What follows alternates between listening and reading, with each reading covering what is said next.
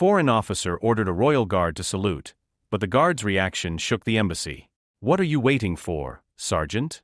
Salute-me now." That's what the American lieutenant colonel demanded in front of the entire palace.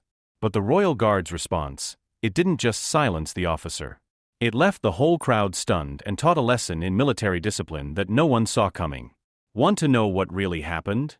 First, hit that subscribe button and comment below where you're watching from. That being said, let's get into it. The gleaming black motorcade swept through the palace gates with practiced precision, coming to a smooth stop near the visitors' entrance of Buckingham Palace. A light morning mist hung in the air, softening the edges of the historic stonework while amplifying the vibrant colors of the meticulously maintained gardens. The palace grounds bustled with the usual mixture of tourists and official visitors, their excited murmurs creating a constant backdrop against which the day's events would unfold. The vehicles bore diplomatic flags indicating the arrival of the American military delegation for the annual NATO Strategic Leadership Summit. Curious onlookers paused to observe the formal arrival, many raising phones to capture the moment. Lieutenant Colonel Jackson Hayes of the United States Marine Corps stepped out, adjusting his immaculate uniform with military precision. Each medal and ribbon told the story of a distinguished career spanning multiple combat zones. His expression remained professionally neutral, but his eyes betrayed a hint of dismissive assessment as he surveyed the palace grounds, taking in the ceremonial pageantry with barely concealed impatience. "All this pomp for what's essentially a glorified meeting," he remarked to Major Davis beside him. "We could have hosted this at the Pentagon and saved everyone the theatrical entrance." Major Davis gave a non-committal nod, his attention already drawn to the iconic figure standing at attention nearby, a royal guard in full ceremonial regalia, scarlet tunic brilliant against the backdrop of weathered palace stonework. Sergeant William Barrett stood perfectly still, his eyes fixed forward in the disciplined thousand-wise stare perfected through years of service. Hayes's gaze followed Davis's, lingering on Barrett with undisguised skepticism. Without warning, he veered from the group, breaking the carefully choreographed arrival protocol to approach the guard. He circled Barrett slowly, examining him as one might inspect military equipment. Incredible detail on the uniform, he commented to no one in particular, his tone somewhere between grudging admiration and mockery. "Though, I wonder how practical that bear-skin hat would be in an actual combat zone." "Lieutenant Colonel," came a polite but firm voice. Edward Fleming, the palace tour coordinator, approached with a diplomatic smile that didn't quite reach his eyes. "If you'd kindly rejoin your group, we have a rather precisely timed schedule to maintain." As the delegation walked the palace grounds, Hayes remained distracted, his attention repeatedly drawn to the royal guards positioned at various points. "Tell me," Hayes said suddenly, interrupting Fleming's explanation about the historic rose varieties. "These guards, they're just ceremonial, right? For the tourists." Before Fleming could respond, Hayes turned to his American colleagues. "It's like having mannequins in uniform. Back home, we put our soldiers to actual use." Colonel Wilson, the senior American officer, frowned slightly. "The Royal Guards are an operational battalion of the British Army Jackson. They rotate between ceremonial duties and regular deployments." Hayes raised an eyebrow. "Seems inefficient to have combat-trained personnel standing like statues. In the Corps, we optimize utility." Across the garden, Captain Richard Wells of the Royal Guard Command noticed the American officer's gestures toward Barrett's position. Having overseen the Royal Guards for 7 years, Wells had developed an instinct for identifying potential incidents before they occurred. What Hayes couldn't know was that Sergeant William Barrett had been specifically selected for today's duty because of his exceptional discipline and judgment. Just 3 months prior, Barrett had completed his 4th combat deployment, serving with distinction in a classified joint operation where his unit had extracted high V-value intelligence assets under heavy fire. That operation had earned Barrett the Military Cross for Valor, though the precise details remained classified. His personnel file contained commendations from American Special Forces commanders who had described Barrett as unflappable under extreme pressure and exhibiting extraordinary discipline in chaotic conditions. The same qualities that made him exceptional in combat made him perfect for Royal Guard duty, where the mental discipline required to maintain ceremonial precision complemented the control needed in battlefield situations. "I served alongside the Queen's Guard in Helmont Province," offered Major Olai, a British military attaché accompanying the group. "Some of the finest soldiers I've encountered." Ege volait à skeptical look. "No disrespect to your forces, Major, But there's a difference between theatrical performance and combat readiness. These palace mannequins might look impressive, but modern warfare demands constant training and tactical flexibility, not standing still for hours. We'll take a brief moment here to admire the Western facade before continuing to the changing of the guard ceremony, Fleming announced to the delegation. As the group dispersed slightly to take photographs, Hayes seized the opportunity. Slipping away with practiced ease, he moved with purpose across the grounds, straight towards Sergeant Barrett's post. Hayes positioned himself directly in Barrett's line of sight, deliberately inserting himself into the guard's thousand-wise stare. "Impressive discipline," he remarked, his tone suggesting it was anything but. "Though I wonder what tactical advantage comes from standing motionless while a potential threat evaluates your position." A small group of tourists had gathered nearby, sensing the unusual interaction. Most visitors maintained a respectful distance from the guards, but Hayes close to within arm's length, examining Barrett with the critical eye of a drill instructor, finding fault with a new recruit. "In the Corps, we train our Marines to respond to threats, not ignore them," Hayes continued, circling Barrett slowly. "This ceremonial rigidity might look good on postcards, but military effectiveness is measured by adaptability. Wouldn't you agree?" Barrett remained perfectly still, giving no indication he'd heard the provocative comments. "Lieutenant Colonel," called Major Davis, who had noticed Hayes's absence and followed him. "The delegation is moving on." Hayes waved him off without looking back. "Just having a professional exchange with our British counterpart here." His emphasis on professional carried unmistakable sarcasm. Davis finally succeeded in pulling Hayes away, but the lieutenant colonel paused, looking directly into Barrett's eyes. "We'll continue this discussion later, Sergeant," he said, misreading the insignia on Barrett's uniform. "I'm curious to see how this ceremonial training translates to real military engagement." The delegation had progressed halfway through their tour when Hayes broke away again, this time with such deliberate purpose that even Colonel Wilson's sharp Lieutenant Colonel Hayes failed to slow his stride. A larger crowd had gathered near the guard, now the mid-morning tour groups arriving with their cameras and guidebooks. Hayes positioned himself directly before Barrett, whose eyes remained fixed forward in perfect discipline. "Ladies and gentlemen," Hayes announced, his voice carrying the practiced authority of a senior officer addressing troops. "You're witnessing an interesting contrast in military philosophies today." He gestured toward Barrett. "This represents the British approach. Ceremonial precision valued over combat readiness. In my 22 years with the United States Marine Corps," Hayes continued, "I have led men through 3 combat deployments, Baghdad, Fallujah, and Helmand Province. In each instance, our success depended on adaptability, tactical awareness, and immediate response to changing threats." He turned toward Barrett. "Tel me, sergent, how does standing motionless prepare you for the chaos of modern combat?" An elderly man in a blazer, adorned with British military medals, stepped closer. "Young man, you're out of line," he said quietly but firmly. "These guardsmen have served in the same combat zones you mention. Their ceremonial duty represents discipline, not deficiency." Hayes turned, assessing the older man with a quick glance at his medals. "With respect, sir, I'm simply highlighting different approaches to military readiness. A soldier who spends hours practicing standing still is not developing the tactical flexibility modern warfare demands." Hayes stepped even closer to Barrett, violating the respectful distance maintained by other visitors. "You know what impresses me about American forces?" he continued, his voice carrying across the grounds. "When a Marine is addressed by a superior officer, they respond. They engage. They don't hide behind ceremonial protocols." A woman in the crowd gasped as Hayes moved within inches of Barrett, close enough that his next words were meant for the guard alone, though they carried to those nearby. "Have you ever actually seen combat, Sergeant? Or did they put you here because you look good in red?" "Lieutenant colonel." Colonel Wilson's voice cut through the tension as he finally broke free from his diplomatic obligations. "Rejoin the delegation immediately." The delegation's scheduled viewing of the changing of the guard ceremony provided Hayes with his opportunity. As the crowd shifted position for better viewing angles, he slipped away unnoticed, moving with purposeful strides toward Barrett's post. By the time Major Davis realized his colleague had disappeared again, Hayes was already approaching Barrett, whose perfect stillness remained unbroken despite the earlier confrontations.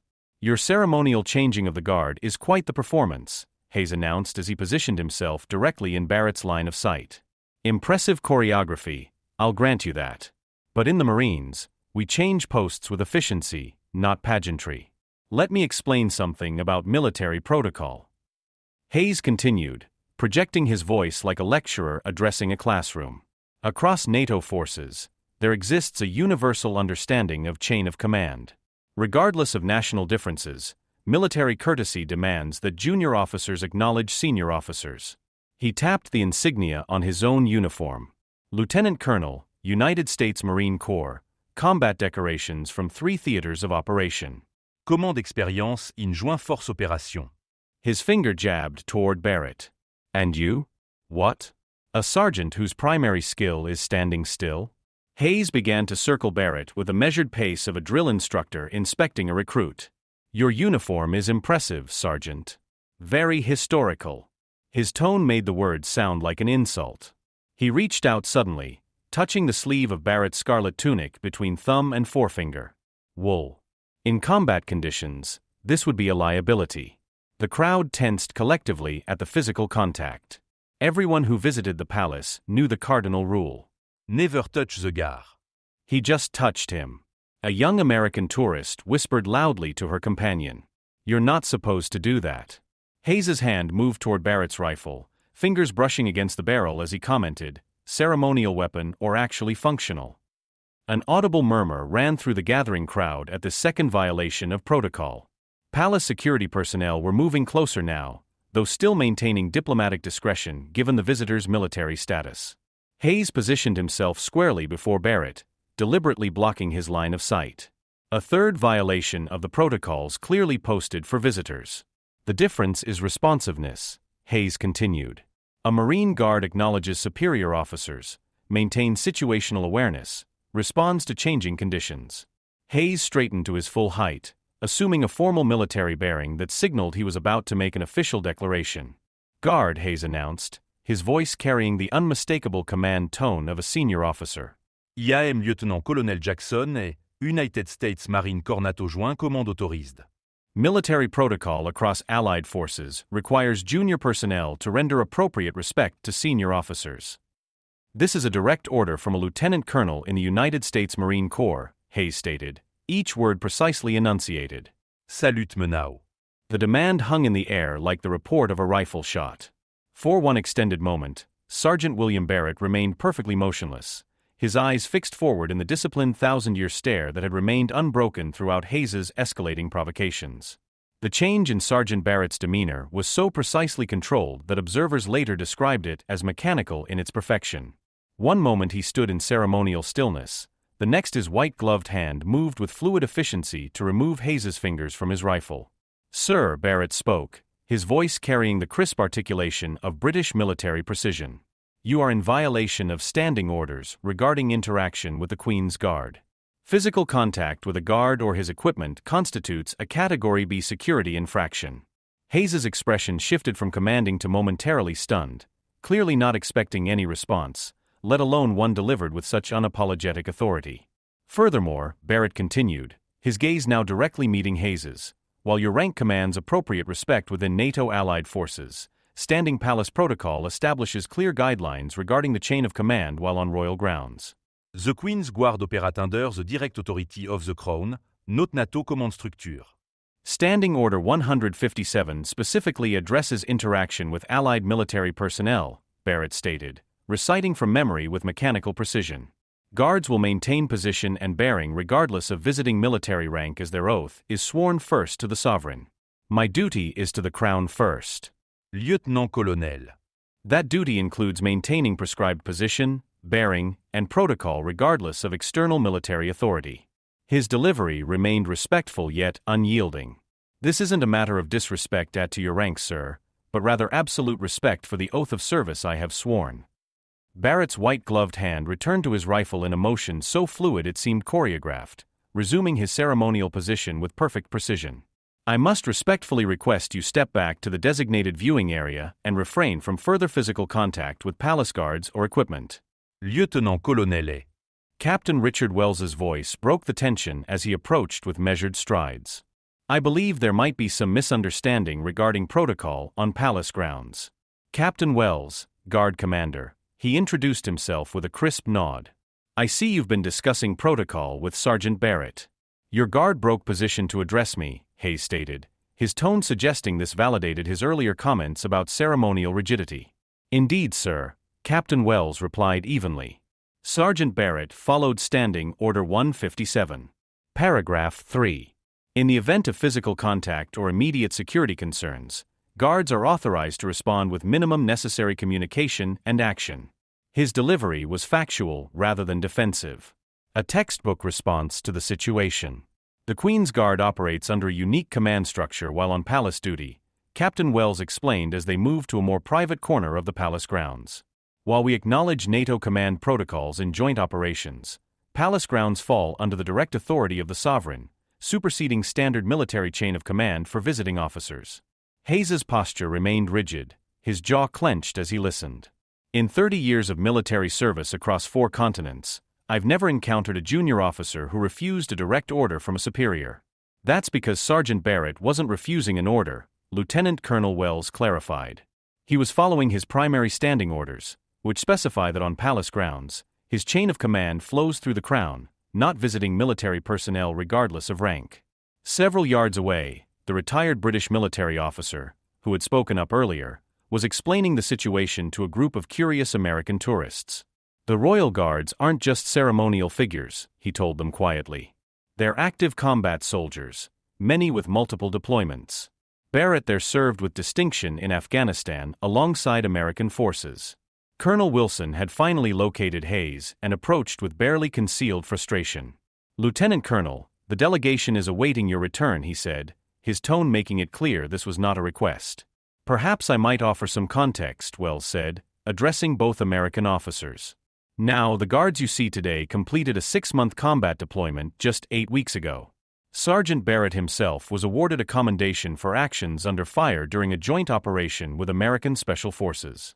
The same men you see standing guard today could be deployed to a conflict zone next month. Hayes's expression remained skeptical. Different training philosophies. He commented, American forces prioritize tactical flexibility as do we, Wells replied smoothly. But we consider the discipline of ceremonial duty to be complementary to combat readiness, not contradictory. The ability to maintain absolute focus and position under public scrutiny translates effectively to maintaining discipline under fire.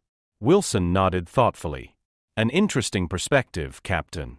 I've observed similar benefits from drill precision in our own forces.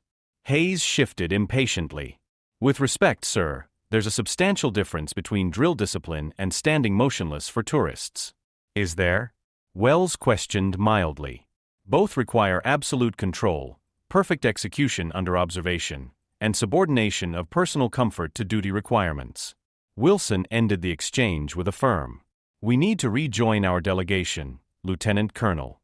"Now, ridiculous theatrical nonsense," Hayes muttered as Colonel Wilson escorted him firmly back toward the American delegation. Standing around in bright red targets, pretending it's military discipline. "Lieutenant Colonel Hayes," Wilson said then, his voice carrying the quiet authority of a commanding officer who rarely needed to raise it. "You've created a diplomatic incident on what was supposed to be a routine goodwill visit." They rejoined the American delegation, several officers glancing curiously at Hayes before diplomatically averting their eyes. "British inflexibility hasn't changed since colonial times," Hayes remarked to Major Davis loud enough for nearby officers to hear. "They cling to outdated protocols and call it tradition." The other American officers created subtle distance between themselves and Hayes as the tour continued, his isolation becoming increasingly apparent. Across the palace grounds, Sergeant Barrett maintained his post with perfect composure. If the confrontation had affected him in any way, there was no outward sign. The American delegation completed their tour, proceeding toward the gates where their motorcade awaited. As they passed near Barrett's post, several officers, including Colonel Wilson, offered respectful nods, subtle acknowledgments of professional courtesy that pointedly excluded Hayes.